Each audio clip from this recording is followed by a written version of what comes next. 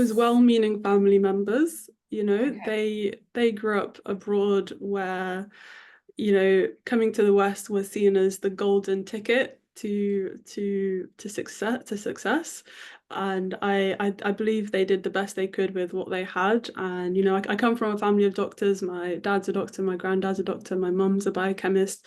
So science and medicine was always in the picture.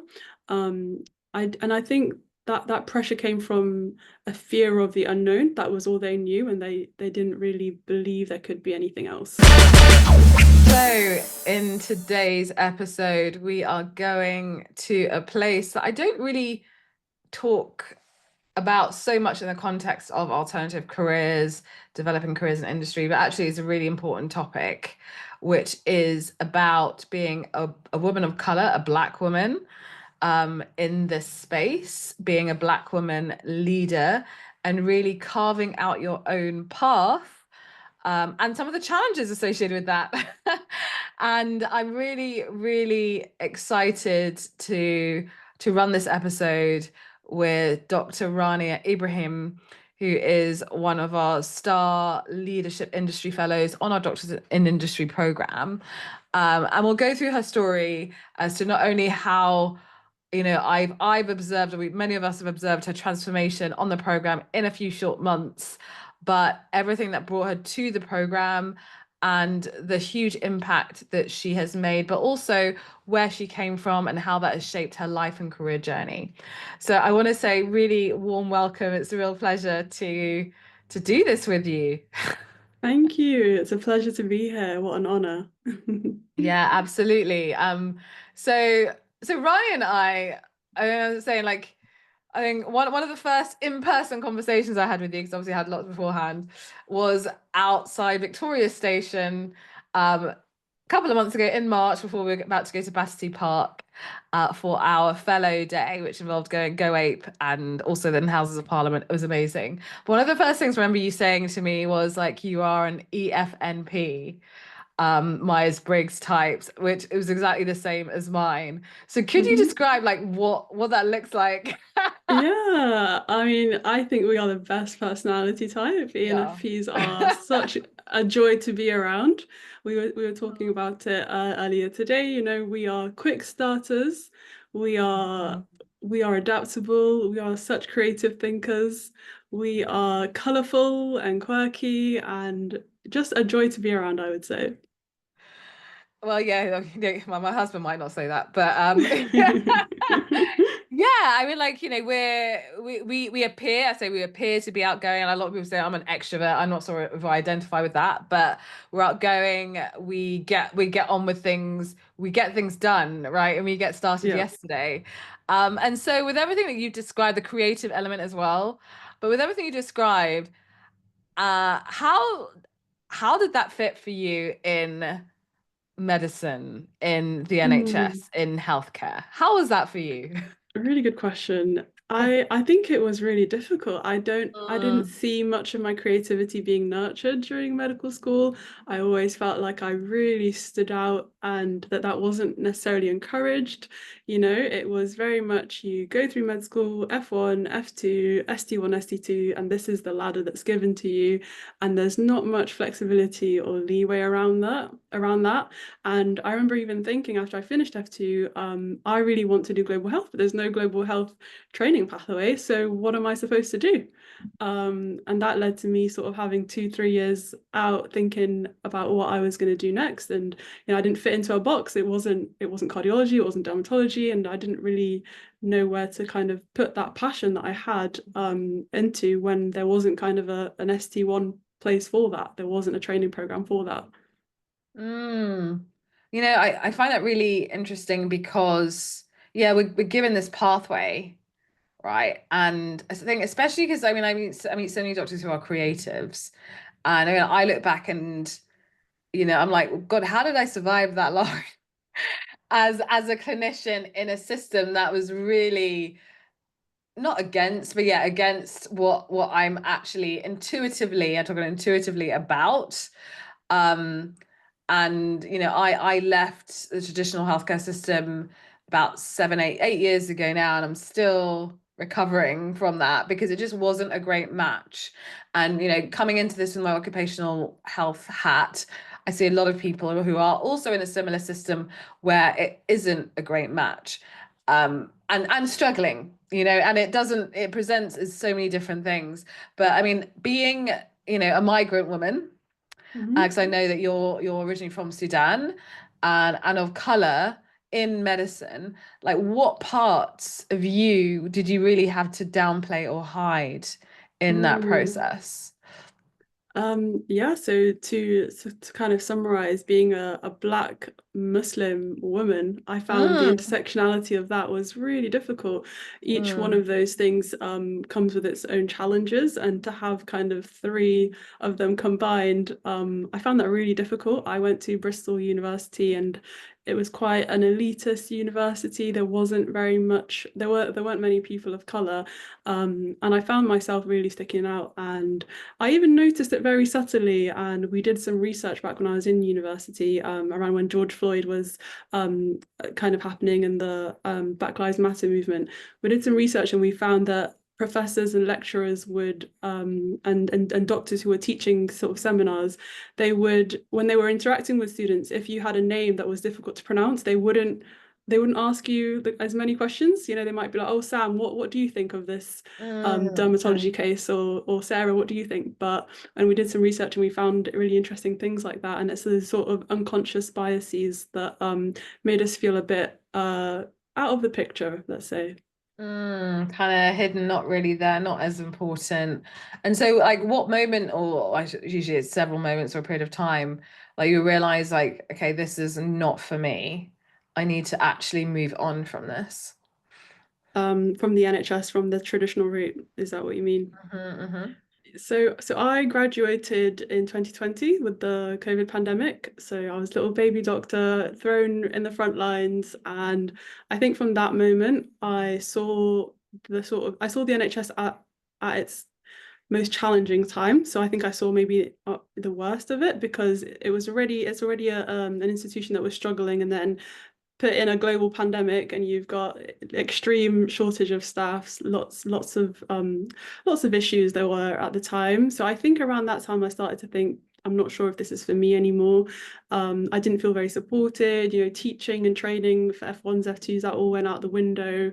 And I felt really out of my depths, and I thought, I don't think this is for me. I already didn't think it was for me, and that was very much the cherry on top that made me think I need to start looking elsewhere. So after I thought, let me finish F1, F2, there was that pressure to finish was still there. So I thought, let me think about what else can be done. But I do think it started before that. I would say it started in medical school for me. I always wanted to study languages. That was always my passion. I did A-level French, A-level Arabic, and again, that Mm, migrant background thing of you must be a doctor, you must be a lawyer, you must be an engineer. Those are the three options given to you. mm, So if I really hmm. think about it, it probably started even earlier. However, I that pressure again to finish medical school, finish F1, finish F2, and then after F2, I thought, that's it. I've got these qualifications, I've got this degree. I can always explore other things, and if I really want to come back, and I always can. And that was the point where I thought, that's it. I've got to try the things. Mm, So I worked for a charity for 6 months, and I worked in occupational medicine for 6 months as well, as I was exploring other options. And just want to like go back to like you talked about the pressure to finish. Where was that pressure coming from? I would say it was well-meaning family members. Okay. They grew up abroad where, coming to the West was seen as the golden ticket to success. And I believe they did the best they could with what they had. And I come from a family of doctors. My dad's a doctor, my granddad's a doctor, my mum's a biochemist. So science and medicine was always in the picture. Um, I think that pressure came from a fear of the unknown. That was all they knew, and they didn't really believe there could be anything else. Yeah, I mean, I totally identify with that as well. It's either going to be medicine or law. Basically, there's only Yeah. two options. You're clever, you're going to do one of those, and then you're set for life. There was not really much in the way of guidance as to like what do you do, like as in like just getting into the profession and then you'll be fine. Seemed to be the narrative. Yeah. I mean, at the end of the day, I am fine, but it's not as clear cut as that, as we've seen time and time again. Um, so I mean, it sounds like you you found your space beyond the traditional pathways. And so tell me more about how you developed your non-clinical and leadership career in global health. Mhm. Yeah, beyond medicine. Like, how did that come about? And yeah, what challenges did you face in that? Yeah, so like I said, I always loved languages. I did A-level languages alongside the sciences, and I used to watch MSF videos. I don't know if you know Médecins Sans Yeah. Frontières, Doctors Without Borders, and I thought, okay, let me combine medicine and languages somehow. I grew up in Sudan and also in Saudi Arabia, and I saw the stark inequalities that exist based on just where you happen to be born. So I thought I can merge all of these things, and that is where the passion for global health grew. I started working from around second year university, which is 10 years ago now. I started working in migrant health. So I was working around female genital mutilation, Islamophobia, drug and gang violence, things that affect migrants more. So I started working with a charity. I started working on a freelance basis with them, and that's when the consulting started. And I started getting paid to do workshops and talks and speeches and university lectures. And that was something I always held on the side of studying medicine, because I always thought, I'm not sure about medicine, so I'm going to carry this on the side, and maybe it will get me somewhere one day. So I mean, it's quite incredible that you developed your career outside of that traditional pathway, aligned with your passions, aligned with that creativity, and grew that. So again, going back to the curiosity of like why the Doctors in Industry program, it sounded like you were doing really well. Yeah, I mean, I was doing bits and bobs, and after F2, I was doing small bits of consulting here and there. However, I felt like it wasn't enough. I wanted more. I wanted Mm, more impact. I wanted more visibility. I wanted more income, and I knew that I couldn't do it alone anymore. At the time where I joined the Medic Footprints Doctors in Industry Fellowship, it had been about 2 years since I'd done any clinical work. I sort of left that back in 2022 after I finished F2. And so I was doing it all alone, and I didn't really know what I was doing. I was sort of maybe reaching out to some contacts that I'd had here and there, but it wasn't the impact that I wanted to have. It wasn't the income that I wanted to have, and it wasn't the kind of frequency and amount that I wanted. It was very sort of freelance and here and there, but it wasn't continuous, if that makes sense. No, I hear that you wanted bigger, you wanted better, and 2 years later you were getting some results, but you knew intuitively there was more that you could achieve, and doing it alone wasn't working so well on that ground. And that's the thing, because I mean, I did a lot of things alone, and I'm always curious to look back and be like, why was I doing it alone? Why, where did that actually come from? And again, I look back at medicine basically, and maybe that culture of it's very competitive, you've got to stay in your lane, um you know like you've got to achieve your goals pretty much on your own track alone.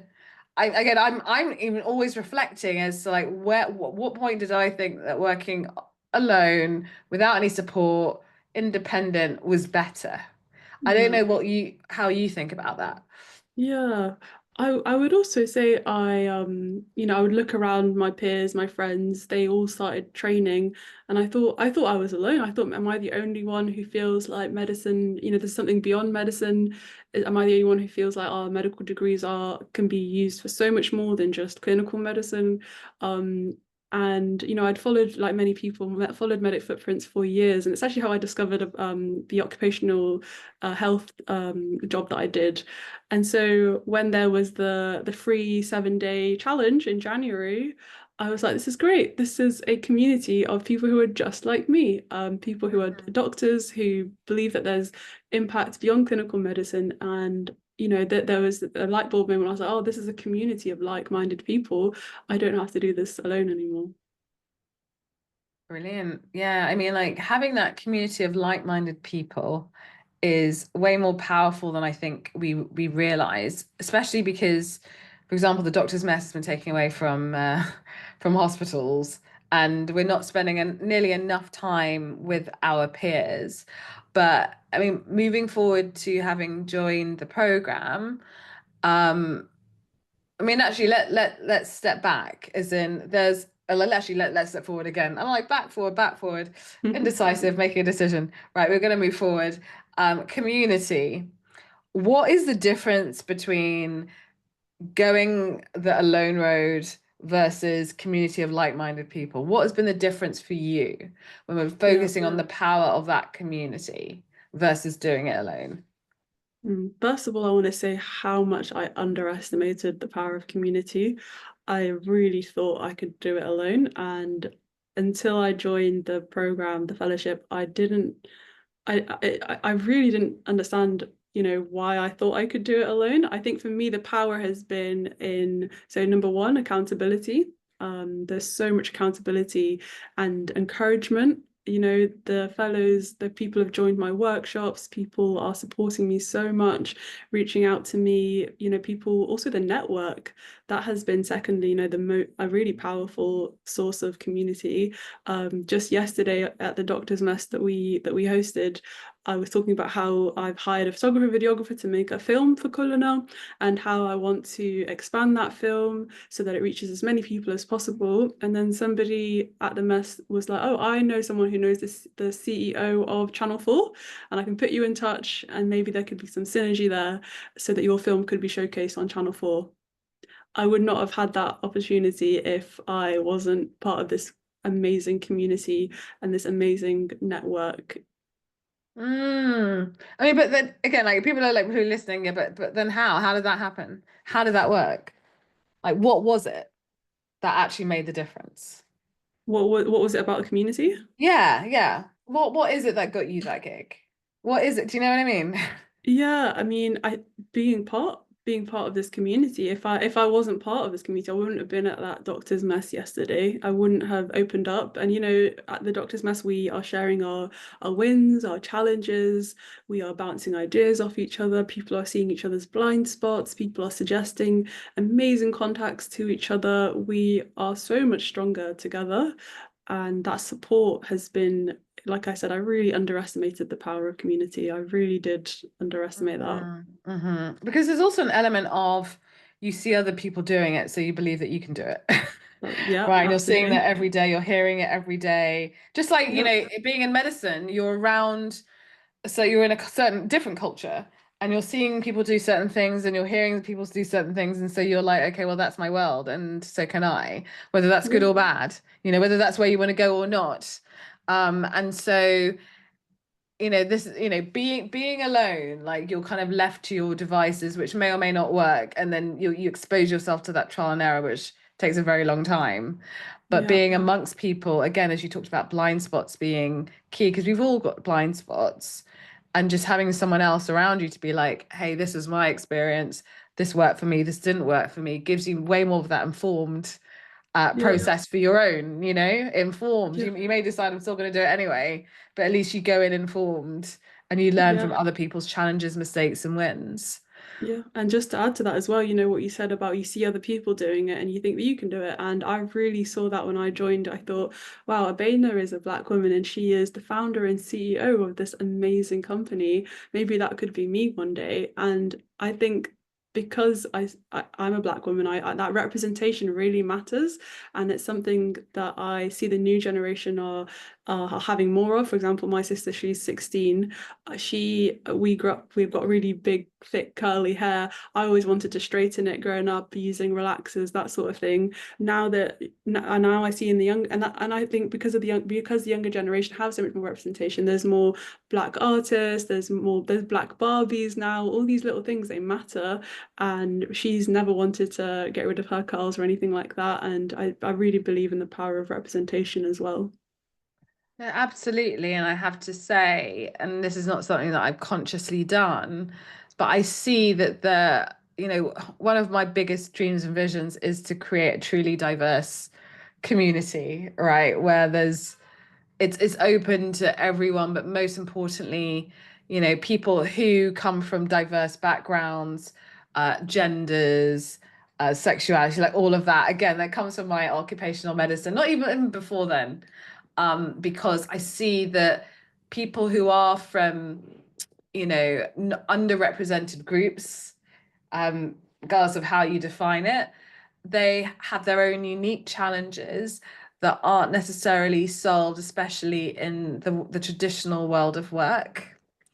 Yeah. And being able to create something for yourself, and that is completely led by you and designed by you and controlled by you, is powerful and flexible and impactful. And you were talking about the vulnerabilities that you were sharing in the mess yesterday. Would you be able to share any with us around, you know,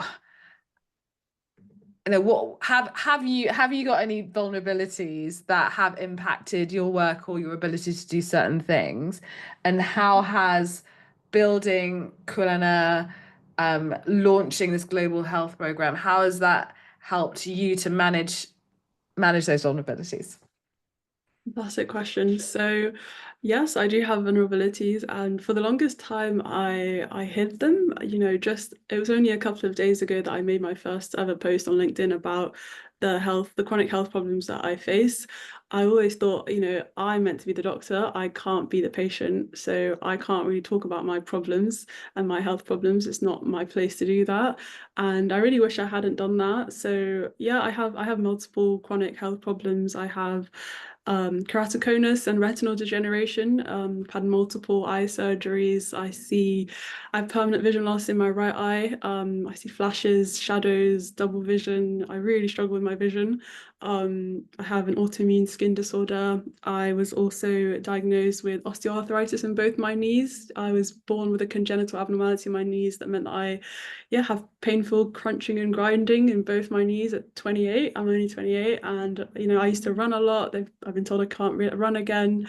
And each of these things has been a challenge. I also have I saw ADHD. you That carrying your husband actually the other day in a picture. Yeah, yeah, yeah, yeah. And that was the post that I made. I Yeah. made a post about how, what does carrying my husband in an art gallery have to do with my chronic health problems? Hmm. And I was talking about the power of art and the power of art in its way of healing. We saw this really funny picture that inspired me to pick up my husband, and that painting really inspired that sort of joy and strength, because I do Yeah. struggle with my knees. And Yeah. I was talking, because it's something we talk a lot about in Kolana. Kolana is a collective, a global health movement that looks at global health through the lens of culture, music, art, and how much healing there is in all of those different kind of humanities, languages. There is so much healing in that, and that's the sort of ethos of Kolana. So yeah, that's a little bit about the chronic health problems that I face. I was mentioning I'm also neurodiverse. I have ADHD, and a combination of all of these sort of physical and emotional problems are the vulnerabilities that I have. And we at Cullinan, we have a global health program, and I've started to be more open about my vulnerabilities. And that has been really successful. Like I was really nervous about it, but I saw that the people on the program really related, and they actually started opening up about their own health problems, and that caused a beautiful discussion around how we could support each other, and and sort of relatability and connection, and that kind of the commonalities that human face, the common problems that humans can face. And it actually brought us a lot closer in the program, so I was really glad that I took that step to do that. That sounds really powerful and liberating in many ways, because as I said, I see so many people with disabilities, again coming with my occupational health hat, including myself, that really struggle in the traditional world of work. So being able to create something that works around you, not the other way around, um, enables you to be your best self and make the impact where you want to make the impact, and earn the money where you want to make the money, and take the breaks when you need to take the breaks, so to Exactly, speak. Like exactly. really, really being your own boss and creating a community around that and nurturing more leaders in the course of your work. So yeah, I mean, like, we just had a leadership session actually as with the industry leadership fellows, and we talked about, you know, what is leadership for us as individuals. And at the end of the day, this program, it's designed to nurture more leaders, more pioneers and trailblazers who are at the forefront of this movement, because this is what, I've been in this space for 11 years. I started off with like storytelling, signposting, but then realizing that a lot of doctors, again, following me for decades, like it's like, okay, cool. Why haven't you done anything yet? Mm. And there's a lot of fear, there's a lot of imposter syndrome, but there's a lot more beneath the surface, um, whereby some of those doctors, they need to see more leaders actually leading, and seeing more people like them leading as well, and even understanding what does good leadership look like. And so visibility is a key part of that. Vulnerability we talked about is a key part of that. Really positioning yourself so that you are open and you can establish more relationships and better human connections. Like that's how I see leadership. And we were talking about how it differs from the leadership you see in I say healthcare systems, not just the NHS, healthcare systems, which isn't necessarily what we feel is needed for doctors to not even maintain, for doctors to preserve our value as a profession, because we can see the challenges that are going on. And personally, I see that the opportunities are in industry, because doctors like you are then in that space able to create their own institutions, right, and grow that off their own bat, rather than having to be looked down upon or controlled or contained by another system that may or may not align with their values. So it's really powerful to hear that story for you, and to see how you're creating a legacy. So I'd love to hear more about your vision for the future. Like, what does success look like to you in Mm-hmm. growing Kulina?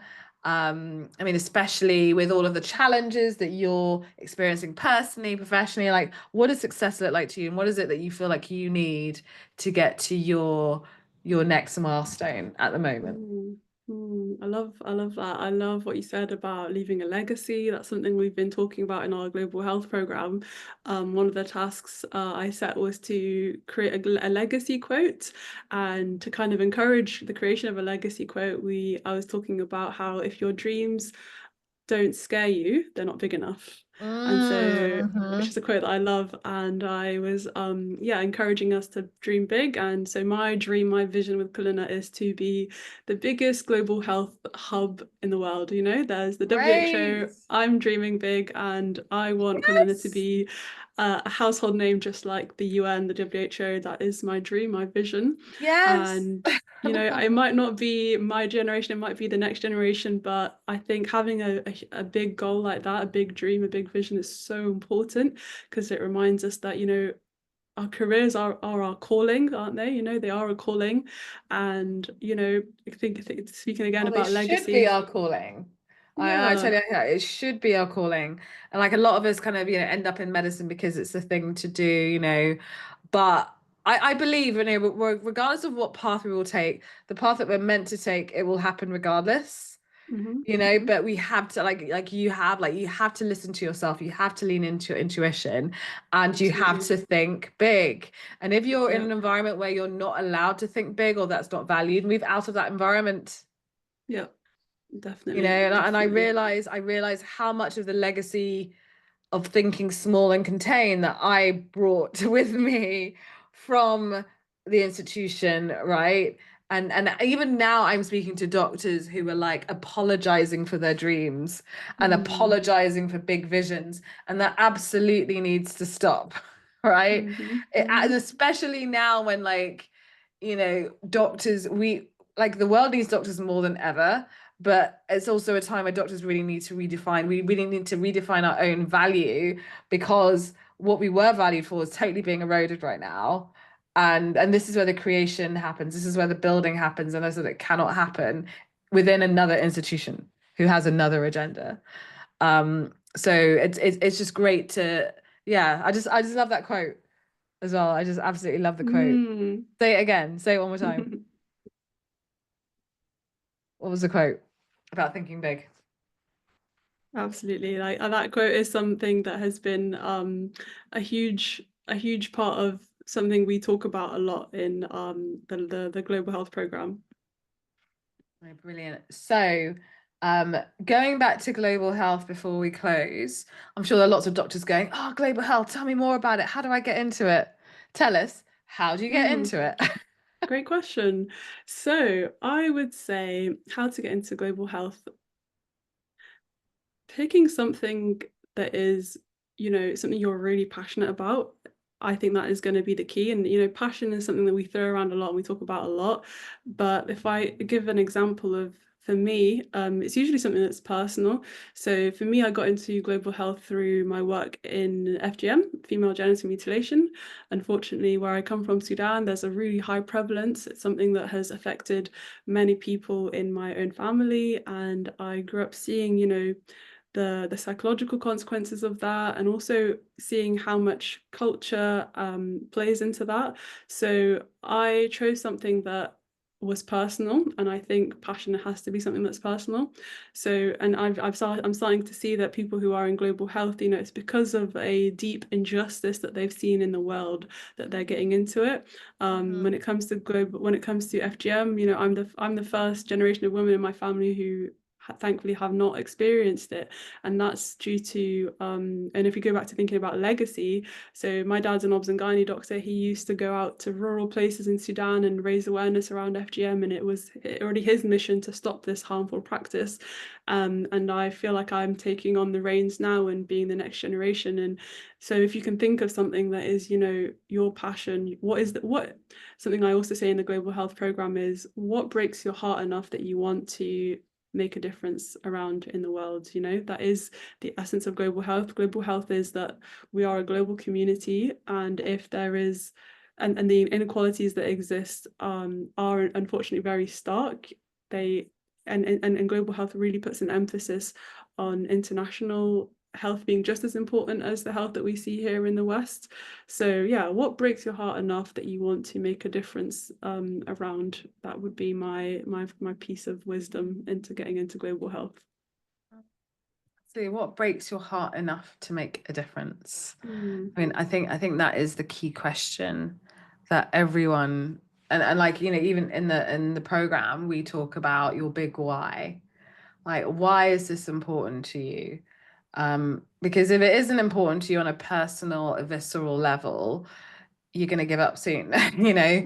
And that's why when doctors come to me and say, "What jobs can I do? Or what roles can I get into?" And I was like, forget about the roles, forget about the job titles. Like, you need to be thinking about, where are the challenges, where are the problems that you can potentially solve, that you're really passionate about solving, and what Mm, is going to keep you on that mission, you yeah. know? Because any mission is just filled with obstacles, guaranteed, like never ending a lot of the time. And what it can't have is for you to give up, because Yeah. that will happen a lot, that getting to that Absolutely. point where you're like, you're falling off the horse, or you don't have anything left. And that's why mission is a mission. It's not meant to be easy, but you've Yeah. got to have that connection to keep you there, that big why. And so it's really wonderful to hear that from you. And so if anyone wants to get hold of you, what is the best way of doing that Mm, mm. moving forward? Say that again, sorry. If anyone wants to get hold of you, Oh what's the best way yes. of doing that? The best way to get hold of me is LinkedIn. Rania Ibrahim, Dr. Rania Ibrahim. You can find me on LinkedIn, reach out, send me a message, and I will get back to you. Awesome. Well, I want to say thank you so much, Rania. It's such a pleasure to have this conversation with you. You're a real inspiration to so many people, including myself. And I cannot wait to see how Kulana blows up over the next generation and centuries as the global health organization. It's going to happen. There's no doubt about that. Thank you, It's like thank just you, watching thank it you. happen. That's the exciting bit. Thank you so much.